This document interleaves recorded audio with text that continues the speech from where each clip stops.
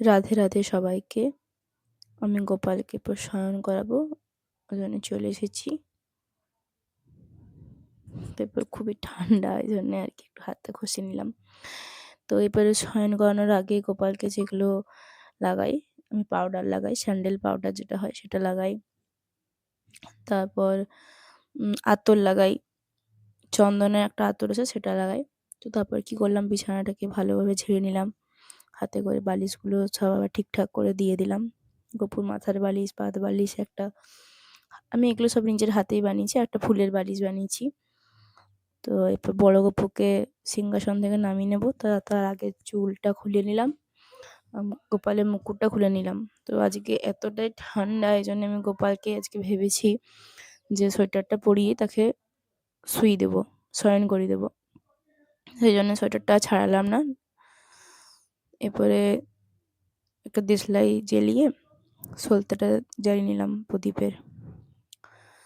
তো এটা দিয়ে আমি ভাপ দেবো। আমি গোপালকে প্রত্যেকদিন শয়ন করানোর আগে আমি গোপালকে প্রদীপ জ্বালিয়ে একটা নরম কাপড় দিয়ে তাদেরকে ভাপ দিই।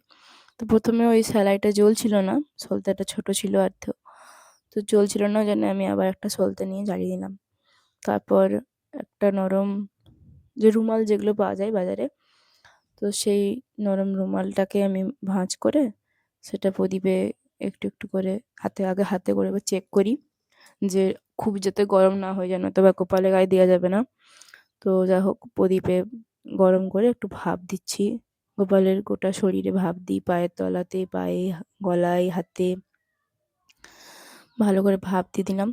এরপরে তাকে স্যান্ডেল যে পাউডার যেটা আছে সেটা আমি একটু হাতে নিয়ে নিলাম। তারপর তাকে ভালো করে তার গলায়, হাতে, পায়ে ভালো করে লাগিয়ে নিলাম। তার গালে, পুরো মুখে, গপুর পুরোতে লাগিয়ে নিলাম। যেরকম আমরা যেমন পাউডার মাখি সেরকম আমিও গপুকে পাউডার মাখাই। তো পাউডারটা ভালো করে মাখিয়ে নিলাম। এবারে আমার ছোট্ট গপুকে শয়ন করাবো। তাকে বিছানায় শুইয়ে দিলাম। তারপর পাত বালিশটা দিয়ে দিলাম। তারপরে একটু তার গায়ে একটু হাত পা তাকে একটু টিপে দিচ্ছি।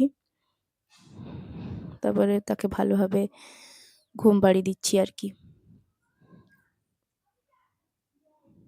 তাকে ভালোভাবে হাত পা একটু টিপে দিয়ে তাকে গায়ে একটু হাত বুলিয়ে ঘুম পাড়িয়ে নিলাম। এরপর আমার বড় গোপালকে সিংহাসন থেকে নামিয়ে নিচ্ছি। তার আগে তার চুল, বাঁশি, পালক এগুলো সব সরিয়ে তাকে নামিয়ে নিচ্ছি। তারপর তাকে একটু আদর করে নিলাম। তারপর দেখুন আমার বড় গোপালকে আপনাদেরকে দেখাচ্ছি। তো তাকেও সেম প্রদীপে একটু ভাপ নিয়ে তাকে তার পায়ে, গোটা গায়ে, হাতে তাকে ভাপ দিয়ে দেবো একটুকু, যাতে আমার গপুর ঠান্ডাটা না লাগে। এখন বুঝতেই পারছেন এই শীতকালে এতটাই ঠান্ডা, এতটাই কেউ আর থাকা যায় না। তো যা হোক, বড় গোপালকে একটু ভাপ দিয়ে তাকেও শুইয়ে দিলাম, পাত বালিশ দিয়ে দিলাম, ভালো করে তাকে শুইয়ে দিলাম। এরপর গায়ে ঢাকা দিয়ে দেবো একটা। তো তাকে ভালো করে গা হাত পা টিপে তাকে ভালো করে ঘুম পাড়িয়ে দিলাম দুজনকে।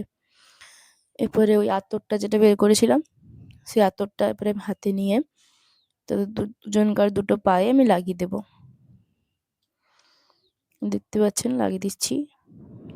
এই আতরটা খুব সুন্দর, আপনারা সবাই ব্যবহার করতে পারেন। এটা চন্দনের আতর, যে কোনো দোকানে কিনতে পাওয়া যাবে। যে কোনো গোপালের যেই দোকানে গোপালের জিনিস কিনতে পাওয়া যায় না, সেই দোকানে কিনতে পাওয়া যাবে। তো শীতকালে চন্দনের আতর সবাই ব্যবহার করে, তো চন্দনের আতরই আমি ব্যবহার করি।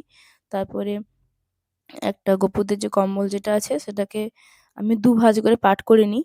তো এক ভাঁজ হয়ে থাকলে আমার মনে হয় যে কি এখন শীতটা অতিরিক্ত পড়েছে, সেই কারণের জন্য আমি ভাঁজ করে নিই। একটু ছোট একটু বড় করে, যা হোক করে তাদের দুজনকে গায়ে ঢাকা দিয়ে দিই। এরপর একটা মশারি টাঙিয়ে নেব। তো দেখতেই পাচ্ছেন মশারি টাঙিয়ে নিলাম। তো তার মধ্যেই একজন বাড়ি ভাসে চলে এসেছিলো আর কি। তো আমার এই ছোট্ট মিনি ব্লগটা আপনাদের কেমন লাগলো সবাই একটু কমেন্টে জানাবেন। আর সবাইকে রাধে রাধে, রাধে রাধে।